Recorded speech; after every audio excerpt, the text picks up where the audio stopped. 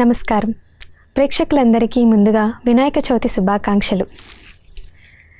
భాద్రపద మాసం శుక్లపక్షంలో వచ్చే చతుర్థి నాడున వినాయకుని జన్మదిన సందర్భంగా వినాయక చవితిని జరుపుకుంటున్నాం. ప్రతి ఒక్కరూ కూడా వినాయకుడిని ఎంతో సంతోషంతో ఉత్సాహంతో తమ తమ ఇళ్లలోకి ఆహ్వానించి అంతే సంతోషంతో భక్తి శ్రద్ధలతో వినాయకుడికి పూజలు నిర్వహిస్తారు. మనందరికీ తెలుసు, ప్రతి ఒక్కరూ కూడా పండుగ జరుపుకునే ముందు కావచ్చు, పూజలు ఏ దేవీ దేవతలకైనా జరిపే ముందు కావచ్చు, ఏ కొత్త కార్యక్రమాన్ని ప్రారంభించే ముందు కావచ్చు, వినాయకునికి పూజ చేసిన తర్వాతనే ఆ కొత్త కార్యక్రమాన్ని ప్రారంభిస్తారు.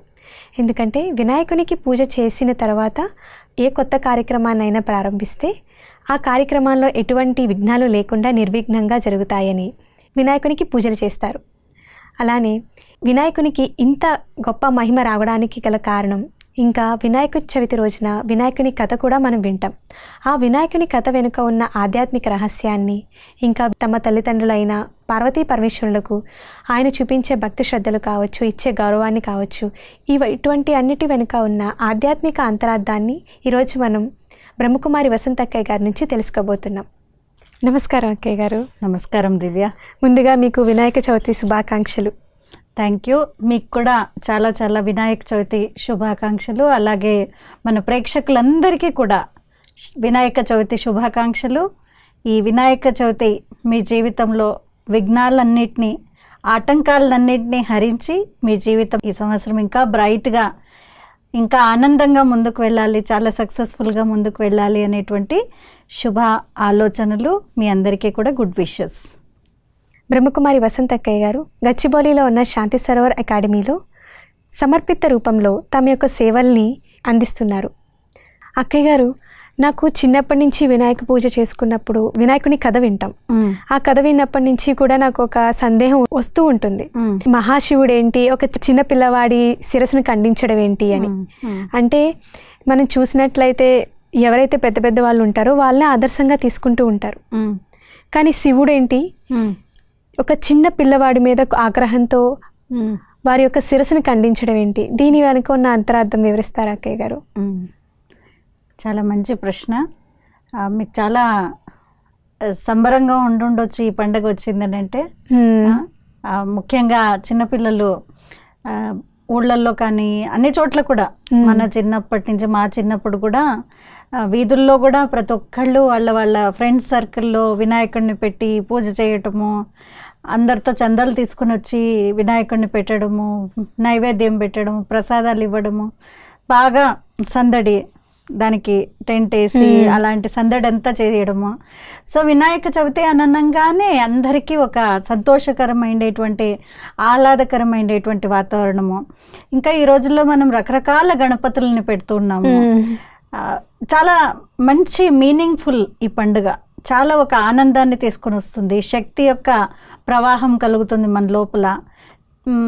రకరకాలవి పిండి వంటలు కూడా తింటాము, దాంతోపాటు ఇంక అందరినీ కలుసుకోవడము, ఇవన్నీ కూడా చాలా బాగా అనిపిస్తాయి. నాకు కూడా చాలా ఇష్టమైనటువంటి పండుగ ఇది. మరి మీరు అడిగినట్టు శంకరుడు అతని యొక్క శిరస్సును ఎలా ఖండించాడు అనేటువంటి ప్రశ్న మీరు వేశారు. చాలా మంచి ప్రశ్న. ఎందుకు అనంటే, మనం గణపతి యొక్క జన్మ వృత్తాంతం చూసినట్లయితే ఆయన యొక్క జన్మ ఏ విధంగా జరిగింది అని చూస్తే మనలాగా ఒక గర్భంలో జన్మించినట్టు చూపించలేదు. అవునక్కయ్య కదా. సో ఆయన్ని తన తల్లి అంటే పార్వతీమాత ఎలా తయారు చేసింది అని అంటే, స్నానానికి వెళ్తూ వెళ్తూ తన స్నానంలో ఉపయోగించేటువంటి ఏదైతే పిండి ఉందో ఆ పిండితో ఒక మట్టి బొమ్మను తయారు చేసి దాని లోపల ప్రాణప్రతిష్ఠ చేసి ఆ యొక్క బొమ్మకి అక్కడ సెక్యూరిటీ గార్డ్గా నిలబెట్టి మరి తన స్నానానికి వెళ్ళింది అనేటువంటి కథ మనం విన్నామన్నమాట. సో వాస్తవంగా పార్వతి అనగానే అసలైండే సంస్కృత అర్థంలో చూసినట్లయితే పారవతనంలో, పారబ్రహ్మంలో ఉండేటువంటిది అనేటువంటిది. కైలాసంలో ఉండేటువంటి తల్లి. మరి కైలాసంలో ఉండేటువంటి తల్లికి శరీరం నుంచి అంటే రెండు రకాలుగా చెప్తారు. పిండితో తయారు చేసింది అని, లేదు తన శరీరం నుంచి వచ్చినటువంటి మలినంతో తయారు చేసినటువంటి బొమ్మ అని. మరి పార్వతనంలో ఉండేటువంటి పార్వతీదేవికి అంత శరీరంలో చెమట కానీ మలినం కానీ ఉందా? తన శరీరం నుంచి తీసినటువంటి మలినంతో ఒక బొమ్మను తయారు చేసేటువంటి విధంగా కదా. వాస్తవంగా చూసినట్లయితే ఇలా నిజంగా అయితే ఫిజికల్ గా జరగదు. అవునకి. సో దీంట్లో కూడా ఒక గూఢార్థం అనేటువంటిది ఉంది. సో ఏంటి ఆ అర్థము? పార్వతీదేవి అలా పెట్టి వెళ్ళిన తర్వాత అదే సమయంలో 12 సంవత్సరాలు ఏమో తపస్సు చేసి శంకరుడు ఇంటికి వచ్చాడు. ఆ శంకరుడు పార్వతిని కలుసుకోవడానికి వస్తే ఈ అబ్బాయి ఆపేశాడు. ఆపినందుకు ఇద్దరి యొక్క పోట్లాట జరిగింది. అంటే ఈ అబ్బాయి ఆపడం వల్ల తండ్రి అనేటువంటిది తెలుసుకోలేదు కాబట్టి తన చేతిలో ఉండేటువంటి ఏదైతే ఉందో దాంతో తన తలని నరికేశాడు అని విన్నాము. మరి వాస్తవంగా చూసినట్లయితే దీని అర్థం ఏంటి అని అంటే, ఈ సమయంలో అంటే కలియుగం యొక్క అంతిమ సమయంలో మానవ మాతృలందరూ కూడా ఈ శరీరం ఎలా తయారైంది? పంచతత్వాలతో, పంచభూతాలతో తయారైంది. అంటే ఒక మట్టి అని అంటున్నాము. సో వాస్తవంగా మనం అందరము కూడా ఈ సమయంలో మట్టితో తయారైండేటువంటి బొమ్మలు. ఇదే కాన్షియస్నెస్ లో ఉన్నాము. నేను మట్టిని, నేను శరీరాన్ని అనేటువంటి కాన్షియస్నెస్ లోనే ఉన్నాము. మరి ఎప్పుడైతే శివ పరమాత్ముడు ఆత్మలందరికీ తండ్రి నిరాకారుడు ఈ సృష్టి పైన అవతరిస్తారో మనం ఆయన్ని కూడా గ్రహించలేకపోతున్నాము. ఎందుకంటే మనం ఇదే మట్టి కాన్షియస్నెస్ లో ఉన్నాం కాబట్టి భగవంతుని కూడా మనం గుర్తించలేకపోయాము. కాబట్టి భగవంతుడు వచ్చి ఏం చేశాడు? శంకరుడు ఏం చేశాడని చెప్పాము అక్కడ? శిరస్సుని ఖండించాడు అని అన్నాము. అంటే భగవంతుడు కూడా ఈ సృష్టిపైకి వచ్చిన తర్వాత మనకి ఫస్ట్ ఏం చేస్తున్నారు అంటే దేహాభిమానం అనేటువంటిది, దేహ అహంకారము, అభిమానం అనేటువంటిది ఏదైతే శిరస్సు ఉందో అలాంటి శిరస్సుని తీసేస్తూ ఉన్నారు. ఓకే. ఎందుకు అనంటే అలాంటి పారబ్రహ్మంలో ఉండేటువంటి ఆమెకు అలాంటి మట్టి రాదు శరీరంలో నుంచి. మరి అక్కడ సెక్యూరిటీ గార్డులు కూడా అవసరమా? ఎవరైనా ఇంటిని కాపాడడానికి ఎవరు అవసరం లేదు కదా. మరి ఇవన్నీ చూసినట్లయితే వాస్తవంగా అర్థము ఈ సమయంలో జరుగుతున్నటువంటి సినారియోకే మనం చూసినట్లయితే ఆధ్యాత్మికంగా ఇలా వర్తిస్తుంది. ఇంకొకటి, శంకరుడు కూడా 12 ఏళ్ళు తపస్సుకి వెళ్ళి అప్పుడే వచ్చారు. మరి ఎవరైనా అన్నేళ్లు తపస్సు చేసిన తర్వాత ఒక చిన్న అబ్బాయి మీద అంత కోపం వస్తుందా? కదా. మనం కూడా ఈ రోజుల్లో మనం మెడిటేషన్ చేస్తాం. నేను మాట్లాడుతున్నప్పుడు రీసెంట్గా కూడా ఎవరినో మాట్లాడుతుంటే ఎప్పుడు టెన్షన్ అయిపోతే, ఎప్పుడు స్ట్రెస్ అయిపోతే, సిస్టర్ నేను వెళ్ళి మెడిటేషన్లో కూర్చుంటాను, ఇలా చాలా రిలాక్స్ అయిపోతుంది. మరి మనమే ఇంత అల్లకల్లోలమైనటువంటి ప్రపంచము, ఎన్ని రకాలైనటువంటి నెగటివిటీస్ మధ్యలో ఒక 10 minutes మెడిటేషన్లో కూర్చుంటే రిలాక్స్ అయిపోతాము, కోపం తగ్గిపోతుంది, మళ్ళీ బ్యాలెన్స్గా చేసేస్తూ ఉన్నాము, మళ్ళీ స్టేబుల్ అవుతూ ఉన్నాము, కామ్ అయిపోతూ ఉన్నాము. మరి శంకరుడు 12 సంవత్సరాలు తపస్సు చేసినా కానీ మరి ఆయనలో ఉండేటువంటి కోపం తగ్గలేదా? రైట్. సో ఇవన్నీ అర్థం చేసుకునేటువంటి విషయాలు. శివపరమాత్ముడు వచ్చి ఏం తొలగించాడు అనంటే మన లోపల ఉండేటువంటి అభిమానము, అహంకారము, దేహ భానము అనేటువంటి ఈ మట్టి ఏదైతే ఈ కాన్షియస్నెస్ లో ఉన్నామో ఆ అహంకారాన్ని తొలగించాడు. మళ్ళీ అలాగే వదిలేయలేదు. లోపలికి వచ్చిన తర్వాత పార్వతీమాత అడిగింది, నువ్వు ఎట్లా వచ్చావు అని అంటే, బయట ఉన్న అబ్బాయి ఆపాడు కాబట్టి నేను ఆయన శిరస్సు తీసేసి వచ్చాను, ముక్కలు ముక్కలు చేసేసి వచ్చేసాను శిరస్సుని. సో పార్వతీదేవి బాధపడింది, అరే నేను తయారు చేసినటువంటి బొమ్మని, నా ప్రాణాన్ని పెట్టాను, మరి అలాంటి నా బాబుని మీరు శిరస్సు ఖండించేసేసారా? నాకు మళ్ళీ ఆయన్ని ప్రాణ ప్రతిష్ఠ చేయండి, ఆయనకి ఇంకొక శిరస్సును పెట్టండి. సో ఏం చెప్పాం మనం కథలో? ఉత్తర దిక్కులో ఉండేటువంటి ఏముంటే దాని యొక్క తలని తీసుకుని వచ్చి పెట్టమని చెప్పేసి గణాలందరికీ శంకరుడు ఆదేశం ఇచ్చాడు అని. సో అక్కడ ఏముండిందని విన్నాము? ఏనుగు, గజవదనుడు పడుకొని ఉన్నాడు. సో ఆయన తల తీసేసి తీసుకొని వచ్చి దానికి పెట్టారు అని. ఒకటేమో ఈయన శిరస్సుని ఖండించడం ఒక తప్పు, మళ్ళీ ఇంకొకరిని కూడా మళ్ళీ వధ చేసి దాని తలని తెచ్చి పెట్టడము. సో వాస్తవంగా కథకి చాలా మీనింగ్ ఉంది. సో దేహ అహంకారము, దేహాభిమానం అనేటువంటి శిరస్సును తొలగించిన తర్వాత భగవంతుడు మళ్ళీ మనకి కొత్త శిరస్సుని, అంటే కొత్త కాన్షియస్నెస్ని ఇస్తున్నారు. అదేం కాన్షియస్నెస్? అదే నేను ఆత్మను అనేటువంటి ఒక సూక్ష్మమైనటువంటి జ్యోతిని అనేటువంటి ఒక కాన్షియస్నెస్ని, ఒక వైజ్ కాన్షియస్నెస్ని ఇస్తున్నారు. వాస్తవంగా చూసినట్లయితే ఏనుగు అన్నిటికంటే చాలా బుద్ధిజీవి. ఫిజికల్గా బ్రెయిన్ కూడా చూసినట్లయితే చాలా పెద్ద బ్రెయిన్ ఉంటుంది, రైట్? అండ్ దానికి చాలా దూరదర్శత ఉంది, చాలా నిగూఢంగా చూడగలుగుతుంది, చాలా కాన్సన్ట్రేటెడ్, చాలా ఫోకస్డ్గా ఉంటుంది, చాలా తీక్షణమైనటువంటి జ్ఞానం ఉంది. ఇవన్నిటికీ గుర్తు ఏనుగు. సో భగవంతుడు దేహాభిమానం అనేటువంటి తలని తీసేసి మనకి మళ్ళీ ఇలాంటి గుణగణాలతో ఉండేటువంటి శిరస్సుని మనకి ఇచ్చారు.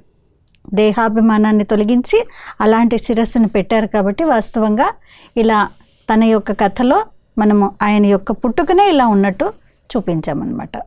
సో గణాలందరికీ అధిపతి కాబట్టి గణపతి, గణేశుడు, విఘ్న వినాయకుడు అని పెట్టామన్నమాట. అక్కయ్య, ఇప్పుడు మీరు విఘ్న వినాయకుడు అని అన్నారు. విఘ్న వినాయకుడు అంటే ఏమిటి అక్కయ్య గారు? సో వాస్తవంగా ప్రతి ఒక్క దేవీ దేవతలకి పూజ చేసే కంటే ముందు మీరు అన్నారనమాట, మొట్టమొదటి పూజలు అందుకునేటువంటి వాడు అని. సో ఇప్పుడు తల్లి పార్వతీదేవి బాధపడుతూ ఉంది, దుఃఖపడుతూ ఉంది. నేను తయారు చేసినటువంటి బాబుని మీరు వధించేసేసారు, ఆయన తల తీసేశారు, ఎలా అనేటువంటి దుఃఖంతో ఉంటే అప్పుడు శంకరుడు తనకి సాంత్వనపరుస్తూ, నువ్వు బాధపడకు దీని గురించి, ఆయన ఎవరు గుర్తు చేయరు అని అనుకోకు, నాకంటే ఎక్కువ ముందు ఆయనకి పూజలు అందుతాయి, మొదటి పూజలు అందుకోవడానికి నిమిత్తంగా అవుతాడు నీ పుత్రుడు, కాబట్టి నువ్వు బాధపడకు అని అన్నారు. మరి దీంట్లో ముఖ్యంగా చెప్పడము విఘ్న వినాశకుడు. విఘ్నాలు ఎప్పుడు వస్తాయి జీవితంలో? ఆటంకాలు ఎప్పుడు వస్తాయి? వాస్తవంగా ఆటంకాలు విఘ్నాలుగా మన యొక్క ప్రాక్టికల్ అండర్స్టాండింగ్లో ఎప్పుడు వస్తాయనంటే మన లోపల ఉండేటువంటి ఏవైతే వీక్నెసెస్ ఉంటాయో, అచ్చా, అంటే మన లోపల ఉండేటువంటి బలహీనతలు, అవి వాటిని ఎప్పుడైతే ప్రయోగిస్తామో, రీసెంట్గా లాస్ట్ సండే ఒక డిస్కోర్స్లో భగవంతుడు జ్ఞాన మురళిలో అదే చెప్పారనమాట. మీ లోపల ఉండేటువంటి స్వభావము, సంస్కారాలు ఏవైతే ఉన్నాయో, బలహీన స్వభావ సంస్కారాల ఉపయోగం ఎప్పుడైతే చేస్తారో అప్పుడు అవే మనకి విఘ్నం లాగా తయారవుతాయి. ఇంకెవరో కాదు ఆటంకంగా అయ్యేది మన ప్రోగ్రెస్లో. మన లోపల ఉండేటువంటి వికారాలని, లేదు మన లోపల ఉండే స్వభావ సంస్కారాలు బలహీన రూపంలో ఉండేటువంటివి మన విఘ్నంగా తయారవుతాయి. సో అలాంటి విఘ్నాలని ఎవరు హరిస్తారు అని అంటే వాస్తవంగా నా విఘ్నాలను నేనే తొలగించుకుంటాను. అంటే గణపతి మనకి ఏం సందేశం ఇస్తున్నారు వాస్తవంగా అని అంటే, మన జీవితాన్నే గణపతిగా తయారు చేసుకోమని. అంటే మన విఘ్నాలని, మన వీక్నెసెస్ని మనమే అధిగమించినప్పుడు, ఎప్పుడు తల, ఎలాంటి తల అని అన్నాము, చాలా సూక్ష్మమైనటువంటి విశాల బుద్ధి ఉండేటువంటి తలని, చాలా వైజ్ డెసిషన్స్ తీసుకునేటువంటి స్థితిలో ఉన్నాము అంటే మన విఘ్నాలని మనమే దూరం చేసుకోగలుగుతాం అన్నమాట. సో వాస్తవంగా ఆ విధంగా విఘ్న వినాశకుడు అని అంటే అందరి విఘ్నాలని హరిస్తారు అని అంటే ఫస్ట్ మన విఘ్నాలని మనం హరించినప్పుడు మనం ఇతరులకు కూడా ఒక ఆబ్స్టకల్ లాగా, ఒక విఘ్నం లాగా, ఆటంకం లాగా కాకుండా ఉండగలుగుతాం అన్నమాట. అందుకనే ఆయన్ని విఘ్న వినాయకుడు అని అన్నాం. అంటే ఈరోజు మనం వింటూ ఉండేటువంటిది ఏంటి అని అంటే పూర్తిగా మన జీవితాన్ని ఒక వినాయకుడి లాగా ఎలా తయారు చేసుకోవచ్చు అనే దానిపైనే మనం చర్చిస్తున్నాము. ఓకే, అంటే మన జీవితానికి ఎటువంటి విఘ్నాలు లేకుండా నిర్విఘ్నంగా విజయవంతంగా మన జీవితంలో ఎలా ముందుకు వెళ్ళాలి అనేటువంటిది. అక్కయ్య గారు, మరి అయితే వినాయకుడికి ఒక చేతిలో ఉండ్రాలు చూపిస్తూ ఉంటారు, ఒక చేతిలో గొడ్డలు చూపిస్తారు, ఒక చేతిలో తాడుని చూపిస్తారు, ఒక చేతిలో ఆశీర్వాదం ఇస్తున్నట్టు చూపిస్తారు. మరి వీటి యొక్క అర్థం ఏంటి? అర్థం ఏంటి? దానికంటే ముందు ఆ 4 చేతుల్లో ఉండేటువంటి 4 అలంకారాల కంటే ముందు ఇంకా కొన్ని విషయాలు కూడా మనం తెలుసుకుందాము. చాలా ముద్దుగా ఉండేటువంటి రూపము కదా వినాయకుడు. సో తల ఏదైతే ఉందో అది ఏనుగుది, కానీ మొండెమంతా మానవ రూపము. అంటే అర్థం ఏంటి? భగవంతుడు ఇచ్చినటువంటి జ్ఞానాన్ని మన బుద్ధి లోపల ధారణ చేసిన దానికి గుర్తుగా బుద్ధి అంటే తల ఏదైతే ఉందో శిరస్సు వినాయకుడిది అలా చూపించటం జరిగింది. మరి చూసినట్లయితే ఆయన ఈ ముఖమే చాలా పెక్యులర్గా ఉంది కదా. కళ్ళు ఎలా ఉన్నాయి అని అంటే చాలా సూక్ష్మంగా ఉన్నాయి. ఏనుగు చాలా పెద్దది శరీరము, కానీ కళ్ళు ఎలా ఉంటాయి? చిన్నగా ఉంటాయి. నుదురేమో చాలా పెద్దగా ఉంటుంది. ఎవరైతే బాగా ఆలోచిస్తారో, మంచి విధంగా వాళ్ళు ఫోకస్ చేయగలుగుతారో అప్పుడు ఏమంటారు అంటే వాళ్ళ నుదురు చాలా పెద్దగా ఉంటుంది అని అంటారు. ఓకే, బాగా ఎక్కువ ఆలోచించడం అంటే మంచి కాదు, మంచి విధంగా ఆలోచించేటువంటి వాళ్ళు, ఎవరైతే తార్కిక బుద్ధితో ఆలోచించి బ్యాలెన్స్డ్ గా నడిచేటువంటి వాళ్ళు ఎవరైతే ఉన్నారో వాళ్ళ యొక్క నుదురు చాలా పెద్దగా ఉన్నట్టు చూపించటం జరుగుతుంది. లేదు, కళ్ళు చాలా సూక్ష్మంగా చూపించారు. ముఖం అంతా చాలా పెద్దది, కానీ కళ్ళు మాత్రం చాలా సూక్ష్మము. అంటే కళ్ళు మన యొక్క ఫోకస్ ఏంటి అనేటువంటిది చెప్తాయి కదా. సో ఏనుగు యొక్క కళ్ళు చాలా ముఖ్యంగా ఉన్నాయి. అది ఏంటి అని అంటే చాలా సూక్ష్మాతి సూక్ష్మమైనటువంటిది కూడా చూడగలుగుతుంది. ఓకే, ఏనుగు చాలా హైట్లో ఉంది, కళ్ళు చాలా హైట్లో ఉన్నాయి, కానీ భూమి పైన వెళ్తూ ఉండేటువంటి ఒక చిన్న చీమను కూడా చూడగలుగుతుంది.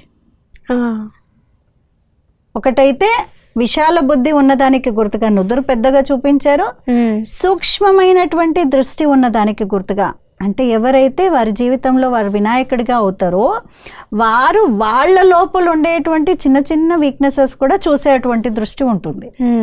ఇతరుల్లో ఉండేటువంటి వీక్నెసెస్ చూడటం చాలా సహజము, చాలా ఈజీగా కనిపించేసేస్తాయి. కానీ చాలాసార్లు మన లోపల ఏవైతే బలహీనతలు ఉన్నాయో, మనం ఏవైతే సరి చేసుకోవాలో అవి చూసేటువంటి శక్తి ఉండదు. సో సూక్ష్మ దృష్టి, సూక్ష్మ గ్రాహకత అంటే నా లోపల ఉండేటువంటి వీక్నెసెస్ ఏంటి, బలహీనతలు ఏంటి, లేదు వేటిని ఓవర్కమ్ చేయాలి, వీటన్నిటి గురించి తెలుసుకున్నటువంటి దానికి గుర్తుగా సూక్ష్మమైనటువంటి కళ్ళు చూపించడం జరిగింది. ఓకే, అవునా. చెవులు ఎలా ఉన్నాయి? చాలా పెద్దగా ఉంటాయి. చాలా పెద్దగా ఉన్నాయి. చెవులు ఎంత పెద్దగా అనంటే చెవులు చాటల్లాగా ఉన్నాయి అని అంటాం వినాయకుడికి స్పెషల్లీ. సో చాటతో ఎందుకు పోల్చాము అని అంటే ఒకటైతే సైజ్ని బట్టి, రెండోది చాట ఏం చేస్తుంది? ఎప్పుడు వాడతారు మీ ఇంట్లో చాటని? బియ్యం, ఏదైనా ధాన్యాన్ని బాగా చేసేటప్పుడు చాటను వాడుతూ.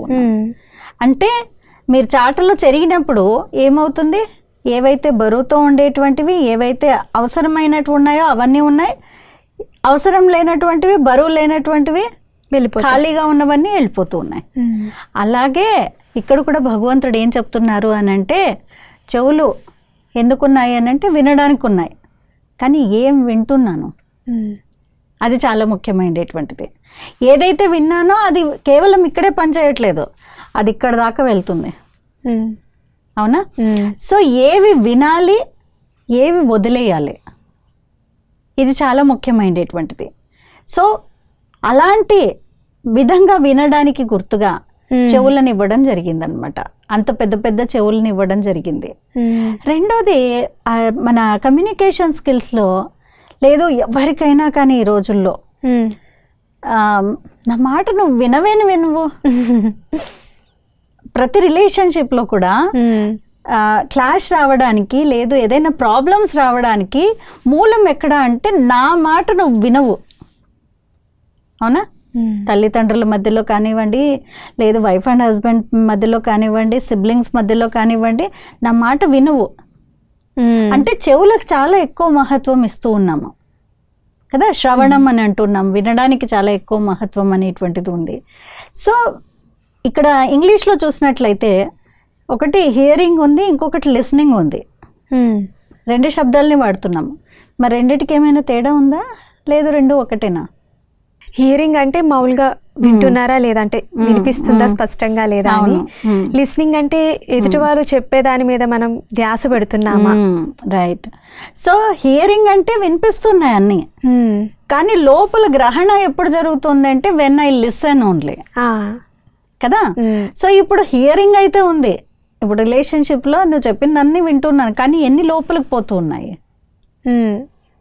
రైట్. ఫస్ట్ లక్షణం ఏదైనా ఫ్రెండ్షిప్లో కానీ ఏదైనా రిలేషన్షిప్లో వినేటువంటి గుణం కావాలన్నమాట. ఎక్కువ వినాలి. వినకపోతే రిలేషన్షిప్స్ పాడైపోతాయి.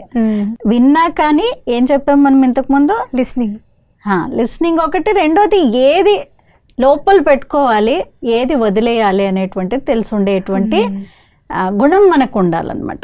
సో వినండి, లిసన్ మోర్. అండ్ మూతి చిన్నది, నోరు చాలా చిన్నది. So listen more, speak less కదా. 2 చెవులు ఉన్నాయి వినడానికి, కానీ నోరు చిన్నది ఒకటే ఉంది కదా. ఒక్క నోరునే కంట్రోల్ చేయలేకుండా పోతున్నాం ఈరోజు. So actually speaking, so listen more and speak less. So ఏదైతే ఎదురుగా ఉన్నటువంటి వాళ్ళు వినిపిస్తూ ఉన్నారో, ఎంతైతే నాకు అవసరమో అదే లోపలికి తీసుకోవాలి, వినాలి. కానీ ఏది అవసరమో అది తీసుకోవాలి, దాని అకార్డింగ్లీ నేను మాట్లాడాలి. ఓకే. అండ్ మనం మాట్లాడేటువంటి మాటలు ఎలా ఉండాలి అని అంటే ఒక ఐకమత్యాన్ని తీసుకొని వచ్చే విధంగా ఉండాలి. దానికి గుర్తుగానే నోరు చాలా చిన్నది, దాంతోపాటు ఏకదంతుడు అని అంటూ ఉన్నాం, ఒక దంతాన్ని చూపిస్తూ ఉన్నాం. అంటే ఐకమత్యాన్ని తీసుకొని వచ్చేటువంటి మాటలు. ఇప్పుడు ఈ ప్రపంచంలో అన్ని డ్యుయాలిటీనే, gender based, caste based, religion based, countries, అన్ని చోట్ల చాలా రకాలైనటువంటి క్లాషెస్ ఉన్నాయి. సో అన్నిటినీ ఒక యునైట్ చేసేటువంటి లాంటి మాటలను మాట్లాడండి. అంటే మీ మాటలు చాలా శక్తివంతంగా, చాలా పవర్ఫుల్గా, చాలా స్వీట్గా, చాలా ఫోకస్డ్గా ఉండడానికి గుర్తుగా నోటిని అలా చూపించడం జరిగింది. తొండం కూడా ఉంటుంది కదా అక్కయ్య గారు వినాయకుడికి, మరి దాని యొక్క అర్థం ఏంటక్క? సో తొండం కూడా చాలా మంచి పని చేస్తుంది. ఎందుకు అనంటే తొండము 2 రకాలుగా పనికొస్తుంది. ఒకటి శక్తివంతమైనటువంటిది, చాలా శక్తి ఉంది తొండంలో. ఎందుకు అనంటే పెద్ద పెద్ద చెట్లను కూడా పెకిలించేసేటువంటి శక్తి ఉంది తొండానికి కదా. అదే విధంగా చూసినట్లయితే రెండో మీనింగ్ ఏంటి అనంటే, చిన్నప్పుడు మనము ఇప్పుడు కూడా గుళ్ళ దగ్గరకు వెళ్తే అక్కడ పెద్ద పెద్ద పాత కాలం యొక్క, అంటే చాలా వయసు ఉండేటువంటి ఏనుగులు కూడా ఉంటాయి. ఆ ఏనుగులు ఎవరు డబ్బులు ఇస్తే వాళ్ళకి ఏం చేస్తే పువ్వులు ఇస్తాయి, ఆశీర్వాదాలు ఇస్తాయి. ఇంకా పిల్లలను అనుకోండి లేపుతాయి, లేపి తన వీపు పైన కూర్చోపెట్టుకుంటాయి. ఇవన్నీ ఏంటి, ఎంత సున్నితత్వము. ఒకటేమో చాలా స్ట్రాంగ్, చాలా పవర్ఫుల్, చెట్లను కూడా పెకిలించేసేటువంటి శక్తి ఉంది. ఇంకొక వైపు ఇంత ప్రేమగా, ఇంత మర్యాదగా ఉండటము. అంటే ఈ తొండము 2 రకాల పనులు చేస్తుంది. ఎవరైతే విశాల బుద్ధి, దివ్య దృష్టి, పెద్ద విషయాలన్నిటినీ వినేటువంటి సంస్కారం ఉంది, కానీ కొద్దిగానే మాట్లాడేటువంటి వాళ్ళు ఉన్నారో వాళ్ళకి చాలా శక్తి కూడా ఉంది. ఓకే. అలాగే చాలా సున్నితంగా కూడా, చాలా ప్రేమపూర్వకంగా, చాలా గౌరవపూర్వకంగా, చాలా ఆనందం ఇచ్చే విధంగా ఉండేదానికి గుర్తుగా ఆ విధమైనటువంటి, అంటే ఇది ఒక మేనేజ్మెంట్ లెసన్. తన రూపం ఏదైతే చూస్తూ ఉన్నామో వినాయకుడి రూపము, ఇట్స్ ఆల్ అబౌట్ మేనేజ్మెంట్. ఈరోజు మన జీవితం ఎలా ఉండాలి అనేటువంటి చెప్పేటువంటి చాలా పెద్ద లెసన్, అవునా? సో తొండంతో ఆ విధమైనటువంటి 2 రకాల బ్యాలెన్స్ అనేటువంటిది చేసేదానికి గుర్తుగా తొండాన్ని కూడా చూపించటం జరిగింది. మరి ఇక మీరు అడిగినట్టు 4 చేతుల్లో 4 రకాల ఉండేటువంటి అలంకారాలను చూపించాము. సో ఒక చేతిలో ఏం చూపించామంటే గొడ్డలను చూపించాము. సో గొడ్డలి ఏమి మనకి సందేశాన్ని ఇస్తుంది అని అంటే, ఏవైతే మన లోపల ఉండేటువంటి చెడు ఉందో, అనవసరమైనటువంటి పనికిరానటువంటి విషయాలు ఉన్నాయో వాటన్నిటిని సమాప్తం చేయాలి. చెడుని సమాప్తం చేయడానికి గుర్తుగా చేతిలో గొడ్డల్ని చూపించాము.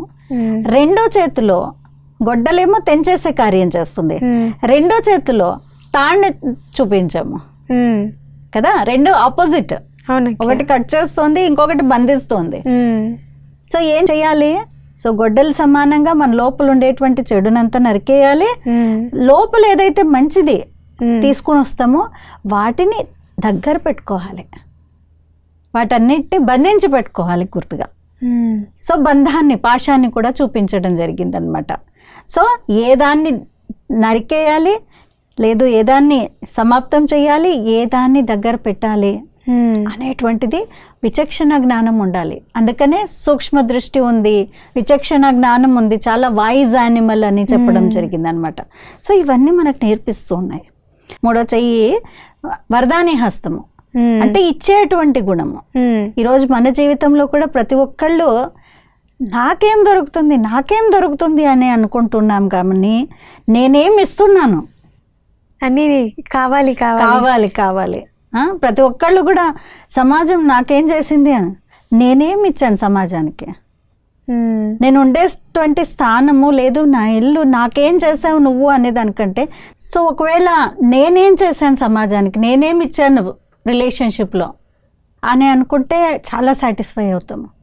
సో వరద ముద్ర, వరదాని హస్తము అంటే అందరికీ ఈరోజు మన యొక్క ఆలోచనల ద్వారా, మాటల ద్వారా, మన చేతల ద్వారా అందరికీ ఆశీర్వాదాలు ఇవ్వాలి, అందరికీ సుఖం ఇచ్చేటువంటిది ఇవ్వాలి. నేను తీసుకునే విధంగా కాకుండా ఇచ్చే విధంగా ఉండాలి. అలాంటి వరదానిలుగా కండి అని భగవంతుడు అంటూ ఉన్నారు. ఇంకా నాలుగో చేతిలో ఉండ్రాళ్ళు చూపించాం. స్వీట్ అని ఉండ్రాళ్ళు చూపించారు. ఈ రోజుల్లో అయితే లడ్డూని చూపిస్తూ ఉన్నారు రకరకాలుగా.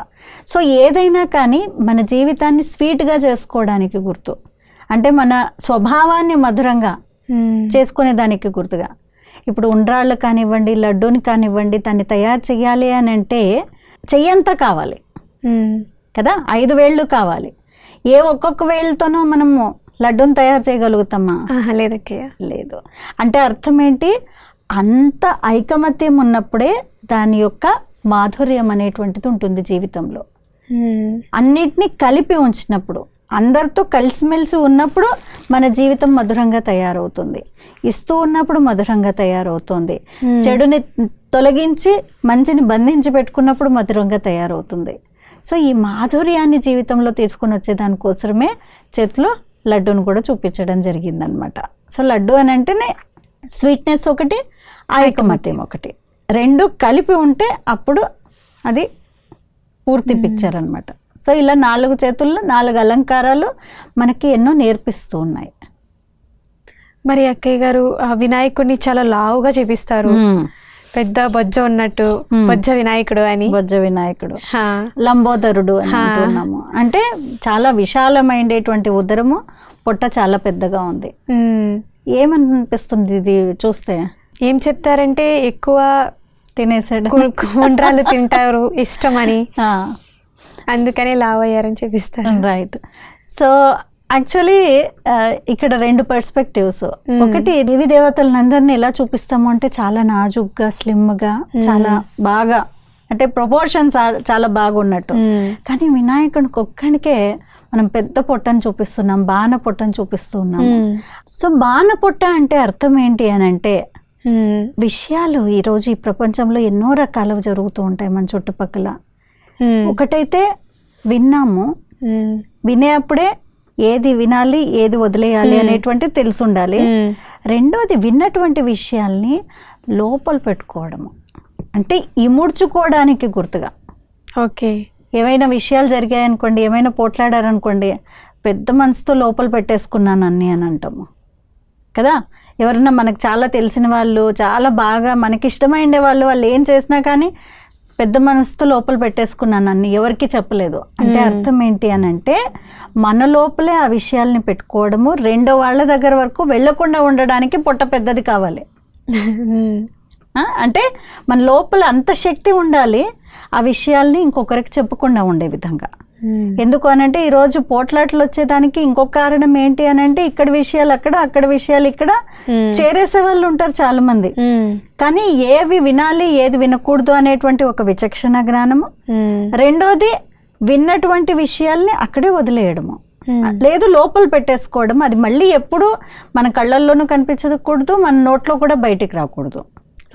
ఇలాంటి ఒక శక్తివంతమైనటువంటి సందేశాన్ని ఇస్తుందన్నమాట పెద్ద పుట్ట. సో యాక్చువల్లీ మీరు అన్నట్టు ఉండ్రాళ్ళు బాగా తినేసాడు, అందుకనే పొట్ట పగిలిపోయేంత లేదు, పగిలిపోయింది. ఆ తర్వాత పాముతో కుట్టేయడము, ఇవన్నీ కూడా చిన్నప్పుడు మనం చెప్పుకునేటువంటి వాళ్ళము. సో వాస్తవంగా ఇప్పుడు పండుగలన్నిటినీ ఒక ఫుడ్ సెంట్రిక్కే అయిపోయింది. అవునకే, కానీ నాలెడ్జ్ సెంట్రిక్ ఎప్పుడు తయారు చేసుకునేది? నాలెడ్జ్ చాలా చెప్తోంది, ఇది చాలా పెద్ద నాలెడ్జ్. లోపల అన్నిటిని ఇముడ్చుకోండి, బయటకు తీసుకొని రాకండి. ఎవరిలో అయినటువంటి బలహీనతలు కావచ్చు, లేదు ఏదైనా చెడు జరుగుంటుంది, ఏదైనా మనం చూసుంటాము అనవసరమైనటువంటివి, ఎక్కడ అవసరం లేకుండా వాటిని బయటకు తీసుకొని రాకుండా లోపల పెట్టుకోవడానికి గుర్తుగా పెద్ద పుట్ట. So more than food centric, ఇప్పుడు నాలెడ్జ్ బేస్డ్లో మనము ఆలోచించి ఆ విధంగా తీసుకుంటే చాలా హెల్దీ లైఫ్ అనేటువంటిది ఉంటుంది. అక్కయ్య గారు, అలానే నేను చాలామంది దేవీ దేవతల్ని చూశాను, అలానే వినాయకుడు కూడా ఒక పాదం ఇలా ఉంటే ఇంకొక పాదం ఇలా కిందకు ఉంటుంది. ఎందుకని ఆ పొజిషన్ ఉంటారు? సో వాస్తవంగా చూసినట్లయితే దీంట్లో చాలా మీనింగ్ ఉంది. ఎందుకు అనంటే ఒక పాదం ఏదైతే ఉందో కిందికి తాకింది, రెండో పాదము కింద లేదు పైన లేదు మధ్యలో ఉంది. అంటే భగవంతుడు ఒక పెద్ద సందేశాన్ని ఇవ్వాలని అనుకుంటున్నాడు వినాయకుడి యొక్క ఆ పాదాల రూపంలో. ఏం చెప్తున్నారు అని అంటే, మనం గృహస్థ వ్యవహారంలో ఉన్నాం, గృహస్థ మార్గంలో ఉన్నాము. సో అన్నిట్లో ఉండండి, కానీ ఎలా ఉండాలి అంటే అంటి ముట్టనట్టు ఉండండి. అంటే రిలేషన్షిప్స్ చాలా ఇంపార్టెంట్ కదా, క్లోజ్ చాలా ఉండాలి. అన్నిట్లోనూ మన యొక్క బాధ్యతలు ఏవైతే ఉన్నాయో అవి చాలా చక్కగా నిర్వర్తించాలి. కానీ కొన్నిసార్లు అభిమానానికి వశమై చేస్తూ ఉంటాము. Too much we go into it and we take so much of pain from it. నేను ఇంత చేసినా కానీ నీవు నాకేమి ఇవ్వలేదు, ఎక్స్పెక్టేషన్స్ రకరకాలవి. అంటే మీరు గృహస్థాన్ని ఒక ఆశ్రమం లాగా చేసుకొని దాంట్లో ఉంటూ ఉండనట్టు. నేను ఒక చిన్న ఎగ్జాంపుల్ చెప్తాను. ఇక్కడ జనక మహారాజుని చూపించడం జరిగింది. జనకుడు రాజర్షి అని అన్నారు, రాజు ఋషి. సో ఎవరో అడిగారనమాట, నేను కదా ఋషిని, నువ్వైతే రాజు కదా, నువ్వేంటయ్యా నీ రాజు ఋషి అని ఎట్లా అనడానికి అవుతుంది, మేము ఋషులు అన్ని వదిలేసినటువంటి వాళ్ళము అని అంటే, అవునా స్వామి, నో ప్రాబ్లం, మీరు మా ప్యాలెస్ చాలా బాగుంది, చాలా అందంగా ఉంది, సాయంత్రం అయిపోతుంది ఇప్పుడు ఆల్రెడీ, కాబట్టి నేనేం చేస్తానంటే మీకు ఒక దీపాన్ని ఇస్తాను, ఆ దీపం యొక్క వెలుగులో ఇక్కడ ఉండేటువంటి శిల్పకళనంతా చూసేసి 1 గంటలో వచ్చేసేయండి స్వామి, ఆ తర్వాత మనం దీని గురించి మాట్లాడదాము అని అన్నారట. సో ఆయన సరే అంటే, ఒక చిన్న కండిషన్ ఉంది గురువుగారు. ఏంటి చెప్పండి అని అంటే, దీని లోపల నూనె ఉంది కదా, నూనె నిండుగా ఉంది ప్రమిదలో, ఒక చుక్క కూడా నూనె పడిపోకూడదు కింద, రైట్? కానీ నువ్వు ఉన్నదంతా బాగా చూసి రావాలి, బాగా ఎంజాయ్ చేసిరా, బాగా అంతా చూడండి, 1 గంటలో రండి, దాంట్లో ఒక చుక్క కూడా నూనె కింద పడిపోకూడదు అని అన్నాడంట. సో ఆయన 1 గంట సేపు ప్రమిదని తీసుకుని వెళ్ళి మొత్తం అంతా ప్యాలెస్ అంతా చూసిన తర్వాత వచ్చిన తర్వాత జనక మహారాజు అడిగాడంట, మీరు చక్కగా చూసి వచ్చారా, బాగుందా మా ప్యాలెస్ అని అంటే, ఏంటయ్యా నువ్వు ఇలా చెప్పావు, నేను నా ఫోకస్ అంతా ఏంటి అని అంటే ఈ నూనె కింద పడిపోకూడదు, దీపం మారిపోకూడదు, వీటిపైన ఉంది, కానీ నీ ప్యాలెస్లో ఉండేటువంటి బ్యూటీ ఏదైతే ఉందో, లేదు స్కల్ప్చర్ ఏదైతే ఉందో, అది ఏం నేను చూడలేకపోయాను, ఏం ఎంజాయ్ చేయలేకపోయాను, అదేం చూడలేదు, అందుకనే స్వామి రాజర్షి అని అనింది అని. సో ఈ కథ మనకేం నేర్పిస్తోంది, జనకుడు ఉన్నది రాజభోగాల మధ్యలో ఉన్నాడు, అన్నీ ఉన్నాయి, వస్తు వైభవాలు సంపద అన్నీ నిండుగా ఉన్నాయి, కానీ ఆయన ఫోకస్ ఆయన కాన్సన్ట్రేషన్ దేనిపైన ఉంది అని అంటే, ఇవన్నీ ఉంటూ ఇవన్నీ చేస్తూ కూడా ఆయన ఎలా ఉన్నాడు అంటే వీటన్నిటికీ నిర్లిప్తంగా ఉన్నాడు. నూనె లేదు ఒత్తి దీపము ఎప్పుడు ఆర్పోనివ్వకుండా చేసుకున్నాడు. ఓకే కదా, అంటే ఆయన గృహస్థాన్ని ఒక ఆశ్రమం లాగా చేసుకున్నాడు. ఉన్నది రాజు, కానీ ఋషి లాంటి జీవితాన్ని గడిపాడు. ఓకే, రాజ్యంలో ఉంటే కూడా ఋషి లాంటి జీవితాన్ని గడిపాడు. అలాగే ఇక్కడ మనం ఉండేటువంటి స్థానం కూడా ఇలాగే ఉంటుంది. ఎన్నో రకాల పరిస్థితులు, ఎన్నో రకాల మనస్తత్వాలు, సమస్యలు, పొద్దున్నే లేచినప్పటి నుంచి రాత్రి పడుకునేంత వరకు రకరకాలు ఉంటాయి. కానీ వీటన్నింటిలో ఉంటూ కూడా అంటి ముట్టనట్టు ఉండడము. అందుకనే ఆ పాదము పైకి లేదు కిందికి లేదు, ఒక పాదం టచ్ అవుతోంది. అంటే మీరు గృహస్థంలో ఉన్నారు, కానీ మీ డెసిషన్స్ ఎలా ఉండాలి, మీ యొక్క స్థితి ఎలా ఉండాలి అని అంటే వీటన్నిటి నుంచి నిర్లిప్తంగా ఉండాలి, డౌన్ టు ఎర్త్ ఉండాలి, చాలా ఒద్దికగా ఉండాలి, చాలా సింపుల్గా ఉండాలి. But at the same time మన యొక్క స్థితి ఎలా ఉండాలి అంటే ఎలివేటెడ్గా ఉండాలి, శ్రేష్టంగా ఉండాలి, వీటన్నిటి నుంచి నిర్లిప్తంగా ఉండాలి. అందుకనే ఆయన యొక్క కూర్చునేటువంటి పాదాల యొక్క పొజిషన్ని కూడా అలా చూపించడం జరిగింది. అందుకనే తామర పువ్వు పైన కూర్చున్నట్టు, తామర పువ్వు ఎలా అయితే బురదలో ఉంటే కూడా అతీతంగా ఉంటుందో అలా మన జీవితాన్ని కూడా ఏం చేసుకోమని వినాయకుడు చెప్తున్నాడు అని అంటే, మీ జీవితాన్ని బ్యాలెన్స్డ్గా పెట్టండి, రాజులాగా ఉండండి, అన్ని రాజులాంటివి ఉన్నాయి, కానీ మీ బుద్ధి మనస్సు అనేటువంటిది ఋషిలాగా ఉంచండి. So be in it but detached from it. రాజఋషి అన్న పదానికి ఈరోజు మాకు అర్థం తెలిసింది అక్కయ్య గారు మీ ద్వారా. అలానే మరి ఒక్కొక్క దేవుడికి, ఇప్పుడు దుర్గాదేవికి చూసుకుంటే సింహాన్ని లేకపోతే పులిని చూపిస్తారు, సరస్వతీదేవికి ఏమో హంసని చూపిస్తారు, లక్ష్మీదేవికి తామర పువ్వుని చూపిస్తారు, మరి వినాయకుడికి ఎందుకని ఆసనంగా ఎలుకని చూపిస్తున్నారు? అది పక్కన ఉంటది. అవును, కిందే ఉంది. ఎలుక గుణం ఏంటి అంటే వాస్తవంగా ఎప్పుడు అట్లా నిలొచ్చి ఉండదు, కాన్స్టెంట్గా తిరుగుతూ ఉంటుంది. కానీ వినాయకుడి దగ్గర ఉండేటువంటి ఎలుక ఏదైతే ఉందో అది అక్కడే ఉంటుంది. అవునా? సో ఎలుక అని అంటే ఇట్స్ ట్రివియల్ థింగ్, చాలా చిన్న విషయాలు. ఈరోజు చిన్న చిన్న విషయాలు కూడా ఎలా అంటే మనము వాటిలకు కూడా బానిసగా అయిపోతాము. కానీ వినాయకుడు ఈ ఎలుకని వాహనంగా చేసుకొని, అంటే తన పైన విజయాన్ని పొంది తన దగ్గర అది కూడా కూర్చుండిపోయింది. ఇంకా అంటే మనసులో ఉండేటువంటి రకరకాల విషయాలు ఏవైతే ఉన్నాయో చాలా చిన్న చిన్న బలహీనతలు, చిన్న చిన్న విషయాలే, కానీ అవి మనల్ని ఈరోజు చాలా దుఃఖిగా చేసేస్తున్నాయి. కానీ వినాయకుడు మనకి ఏం సందేశం ఇస్తున్నాడు అంటే, మీ లోపల ఉండేటువంటి మాయ కనిపించినటువంటిది ట్రివియల్, కానీ ఆ బలహీనతలు ఏవైతే ఉన్నాయో అవి మనల్ని తన అధీనంలో చేసేసుకుంటున్నాయి. కాబట్టి వినాయకుడిలాగా వాటిపైన అధికారాన్ని చెలాయించే విధంగా ఉండడానికి గుర్తుగా ఆ విధంగా చిన్న ఏనుగును చూపించడం జరిగింది. ఏనుగు పైన ఎవరు కూర్చోడానికి కాదు వాస్తవంగా, అంటే ఏనుగు చంచలంగా ఉంటుంది. సో మనసు అనేటువంటిది కూడా చాలా చంచలంగా ఉంది. ఈరోజు మన లోపల ఉండేటువంటి వికారాలు కూడా చాలా చంచలంగా ఉన్నాయి. ఎప్పుడు వస్తున్నాయో బయటికి మనకు అర్థం కాకుండానే జరుగుతూ ఉన్నాయి. ఇక్కడ ఇంకో విషయము, ఎలుక కుట్టింది అనుకోండి ఎలా ఉంటుంది? మత్తుగా ఉంటుంది, తెలియనే తెలీదు. ఏ స్థానంలో అయితే కుట్టిందో అక్కడ నంబ్ అయిపోతుంది. It's like anaesthetic effect. రక్తం కారుతుంటే కూడా తెలీదు. సో మన లోపల ఉండేటువంటి వికారాలు, మన మనస్సు కూడా ఈరోజు చిన్న చిన్న బలహీనతలు ఏవైతే ఉన్నాయో అవి మన జీవితాన్ని ఎంత దుఃఖిగా చేసేస్తున్నాయి అని అంటే, ఆ దుఃఖంలో ఉన్నంతసేపు మనకు తెలియనే తెలీదు నేను ఆ దుఃఖిగా అయిపోతున్నాను, నా లోపల ఉండేటువంటి ఈ మాయనే లేదు, నా లోపల ఉండేటువంటి ఈ చిన్న చిన్న విషయాలే నన్ను దుఃఖిగా చేస్తున్నాయి అనేది తెలియనే తెలీదు. అంతా అయిపోయిన తర్వాత రియలైజ్ అవుతాం, మరే ఇలా కాకుండా ఉండాల్సింది, ఇలా మాట్లాడకుండా ఉండాల్సింది, ఇలా ఆలోచించకుండా ఉండాల్సింది అని. అవునా?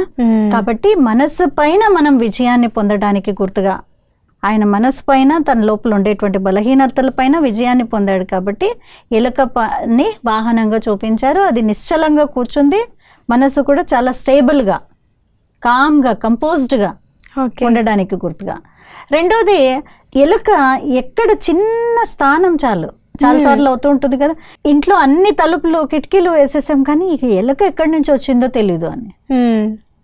అలాగే మన మనసు లోపల కూడా ఏవైతే బలహీనతలు ఉన్నాయో అవి ఎలా బయటకు వస్తాయో తెలీదు, ఎట్లాంటి టైంలో బయటకు వస్తాయో తెలీదు, తనకి ఎక్కువ ప్లేస్ కూడా అవసరం లేదు, ఈజీగా వచ్చేస్తూ ఉంటాయి.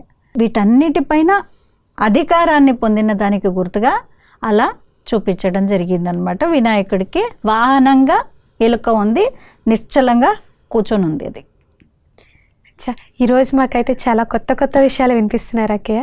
అలానే మరి ఇంకా వినాయకుని పక్కన సిద్ధి రిద్ధి ఇద్దరిని చూపిస్తారు, దీనికి గల అర్థం ఏంటి అక్కయ్య గారు?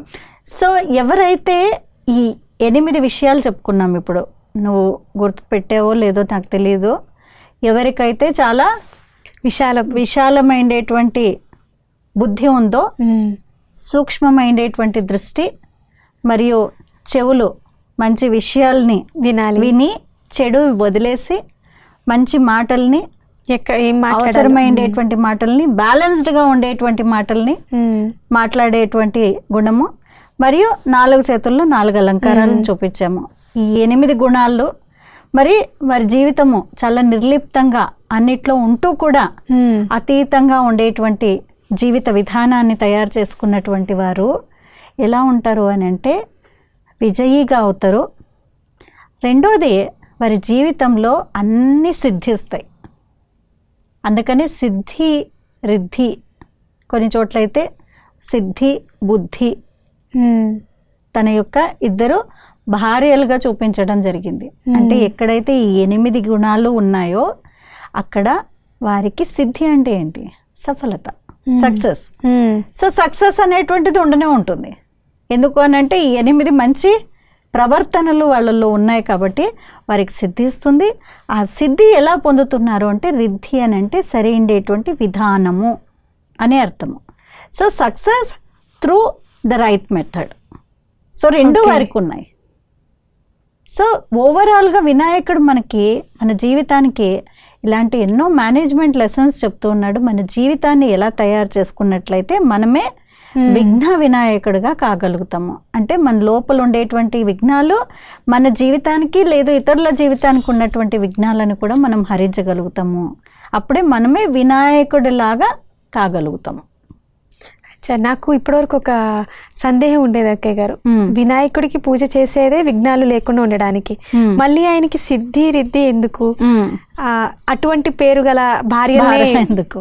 ఈ రోజు నాకు చాలా అర్థమయ్యేలా వివరించారు అక్కయ్య గారు.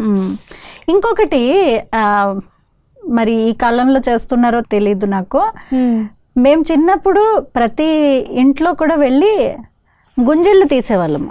ఓకే, మీ టైంలో కూడా లేదేమో? మా టైంలో స్కూల్లో తీసేవాళ్ళం, స్కూల్లో పనిష్మెంట్గా తీసేటువంటి వాళ్ళు.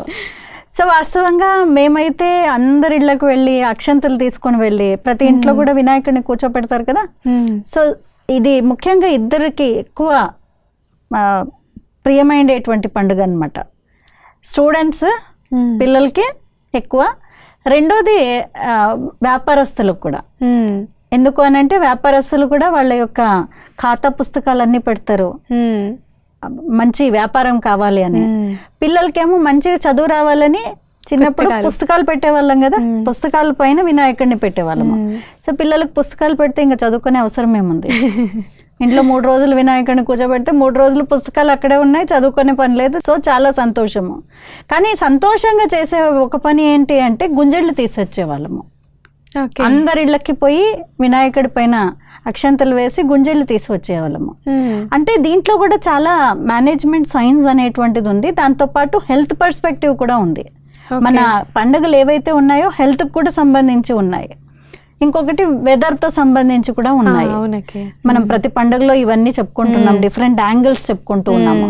సో ఇక్కడ ఏంటి ముఖ్యంగా అంటే గుంజిళ్ళు తీయడము అని అంటే ఈ చెవులు ఏవైతే ఉన్నాయి కదా, వినాయకుడికి అయితే చాలా పెద్ద పెద్ద చెవులను చూపించారు. కానీ చెవి ఏదైతే ఉందో స్పెషల్లీ ఈ భాగము, ఏ భాగాన్ని అయితే మనం పట్టుకుంటామో ఆ భాగము it stimulates the brain. Okay. So ఎప్పుడైతే మనం గుంజిళ్ళు తీస్తూ ఉన్నామో, చెవులనే పట్టుకున్నామో, మళ్ళీ మనం కిందికి పైకి లేచి కూర్చుండడం వల్ల బ్రెయిన్ స్టిమ్యులేట్ అయ్యి చాలా వాయిస్గా తయారవుతారు. స్కూల్లో కూడా మీరు ఇప్పుడు అన్నారు కదా పనిష్మెంట్గా గుంజిళ్ళు తీసేవాళ్ళం, కానీ అది పనిష్మెంట్ కంటే ఎక్కువ హెల్త్ సైన్స్ ఉంది దాంట్లో, మెడికల్ సైన్స్ ఉంది. సో ఈ రోజుల్లో చాలామంది మళ్ళీ ఇక్కడ స్టిమ్యులేట్ చేయడానికి పాయింట్స్ చెప్తూ ఉన్నారు. లేదు చాలామంది ఆక్యుప్రెషర్ లేదు ఆక్యుపంక్చర్ చేసే వాళ్ళు కూడా మొత్తం చెవిలో ఉండేటువంటి పాయింట్స్తోనే మొత్తం శరీరాన్ని అంతా క్యూర్ చేస్తూ ఉన్నారు. ఓకే. వాస్తవంగా ఇక్కడ పెట్టుకునేది లేదు, మనము చెవులు కుట్టించుకోవడము ఇవన్నీ కూడా డెకరేషన్స్ అన్నీ ఏంటి అని అంటే it stimulates our brain power, బ్రెయిన్ని మళ్ళీ పవర్ఫుల్గా చేయడానికి కోసము, లేదు మనం వైజ్గా తయారు కావడానికి కూడా ఇవి కూడా కొన్ని పనులు ఇవన్నీ కాంట్రిబ్యూట్ చేస్తాయి అన్నమాట. అందుకనే అది పనిష్మెంట్గా కాకుండా ఈరోజు మళ్ళీ అది మెడికల్ సైన్స్గా ప్రూవ్ అయిందనమాట. సో ఇవన్నీ ఆయన మనకి నేర్పిస్తూ ఉన్నాడు. ఓకే. ఇంకొకటి అందరితో కలుస్తాం కదా, అందరూ 7 రోజులు పెడతారు, లేదు 9 రోజులు 11 రోజులు వినాయకుడిని. సో ప్రతిరోజు అందరూ కలిసి భజనలు చేసుకోవడము, లేదు చిన్నపిల్లలు అయితే నైవేద్యం పెట్టిన తర్వాత ప్రసాదాల కోసం వెళ్ళడము, ఇవన్నీ చేస్తూ ఉన్నాము. సో ఇదంతా ఒక సామాజిక స్పృహను తీసుకొని రావడానికి, అందరితో కలిసిమెలిసి ఆనందంగా ఒకరితో ఒకరు కలిసిమెలిసి ఉండేటువంటి సంస్కారాలని పిల్లలకి నేర్పించడానికి కోసము, పెద్దవాళ్ళు కూడా ఆహ్లాదంగా అలా ఇంటి నుంచి బయటికి వెళ్ళి కొన్ని మంచి పనులు మంచి మాటలు మాట్లాడి ఇవన్నీ చేసి వచ్చేదానికి గుర్తుగా ఇలా చేస్తూ ఉన్నాము.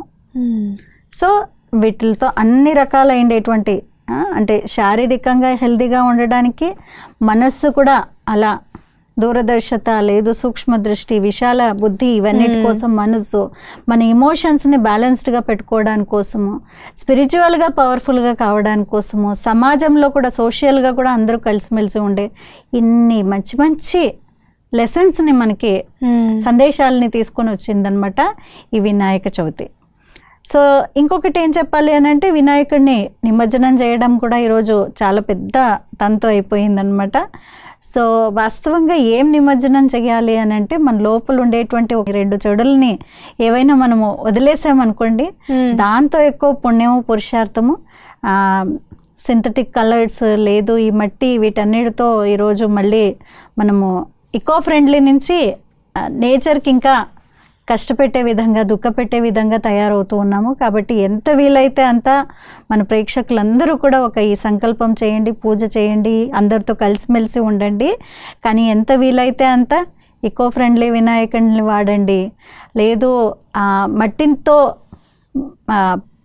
కూడిపోతున్నాయి మన దగ్గర ఉండేటువంటి వాటర్ బాడీస్ అన్నీ, వీటన్నిటికీ హాని జరగకుండా ఎన్విరాన్మెంటల్ ఫ్రెండ్లీగా ఉండే విధంగా ఈరోజు పండుగ జరుపుకుంటే చాలా బాగుంటుంది అని అనిపిస్తుంది. మీరు అలా జరుపుకుంటారా? ఖచ్చితంగా అక్కయ్య గారు, మేము మా ప్రేక్షకులందరం కూడా ఎకో ఫ్రెండ్లీ వినాయకుడిని ఉపయోగిస్తాం. వినాయకుడిని నిమజ్జనం చేసేటప్పుడు తప్పకుండా మీ లోపల ఉండేటువంటి చెడును కూడా నిమజ్జనం చేసి రండి. ఖచ్చితంగా అక్కయ్య గారు. అలానే మీరు చెప్పిన విధానాలు, దూరదృష్టి, విశాల బుద్ధి, ఏది వినాలి ఏది వదిలేయాలి, ముడుచుకునే గుణం, శక్తిశాలిగా ఉండడం, ఇవన్నీ కూడా మాలో వినాయకుని పెట్టిన 9 రోజులు కూడా మేము మాలోకి ఈ గుణాలన్నీ ఆహ్వానించాలి, ఆహ్వానిస్తాం అక్కయ్య గారు. ఈ గణపతి కథే కాకుండా మనకి వినాయకుడివి ఇంకా కథలు ఉంటాయి కదా అక్కయ్య గారు. కుమారస్వామిది, అలానే వినాయకుడి పోటీ గురించి కూడా ఒక కథ ఉంటుంది. సో అక్కడ కూడా ఏం ప్రూవ్ అయింది అని అంటే, వినాయకుడు చాలా తెలివైనటువంటి వాడు కదా. అంటే విశాల బుద్ధి, దూరదృష్టత, ఇవన్నీ ఆ కథలో కూడా వచ్చేసాయి. కథలో కూడా అలాగే చెప్పాం కదా, విశ్వ భ్రమణ చేసి రండి అని. అంటే కుమారస్వామి ఏమో పాపం వెళ్ళాడు, 3 రౌండ్లు వేసి వస్తాను విశ్వాన్ని అని చెప్పేసి, ఈయనేమో తల్లిదండ్రినే తిరిగేసి వచ్చేసి, నా విశ్వమే మీరు కాబట్టి నేను మీ చుట్టూ తిరిగాను కాబట్టి నాకు విశ్వభ్రమణ చేసినట్టే అని అన్నారు. అంటే ఇదంతా తెలివి అనేటువంటిది, ఎక్కడ ఏ విధంగా ఉండాలి అనేటువంటిది. ఇంకొకటి తండ్రి పట్ల తల్లి పట్ల చాలా మంచి భావన అనేటువంటిది, గౌరవం అనేటువంటిది, ఇవన్నీ కూడా నేర్పిస్తున్నాయి ఈ ఫెస్టివల్స్. సో శాస్త్రాల్లో చూపించినటువంటి విధంగానే ఇలానే ఈ కథలు ఫిజికల్గా జరిగాయా అని అంటే కంటే, అవి జరిగినా జరగకపోయినా కానీ నేను ఆ కథ నుంచి నేనేం నేర్చుకుంటూ ఉన్నాను, నేనేం అలవర్చుకుంటున్నాను అనేటువంటిది చాలా ముఖ్యమైనటువంటిది. సృష్టి పైన శివ పరమాత్ముడు అవతరించారు, మరి ఆయనకు దగ్గరగా ఉన్నట్లయితే మొత్తం విశ్వం అంతా కూడా మనకు ప్రియంగా అవుతుంది. రైట్, దాన్నే మెడిటేషన్ అని అనడం జరిగింది అనమాట. ఎప్పుడైతే మనం పరమాత్ముడితో మన యొక్క బుద్ధిని అనుసంధానం చేస్తామో, కలుపుతామో, అంటే మనసు ద్వారా బుద్ధి ద్వారా ఆయనకు దగ్గరగా మనము ఎక్స్పీరియన్స్ చేస్తామో, అప్పుడు ఆటోమేటిక్గా మనం మొత్తం విశ్వం వారుగా తయారవుతాము. అందరూ మనల్ని ఇష్టపడేవారుగా, మనం అందరికీ ప్రియులుగా తయారయ్యి చాలా సక్సెస్ఫుల్గా మన యొక్క జీవితం అనేటువంటిది ఉంటుంది. చాలా చాలా ధన్యవాదాలు అక్కయ్య గారు.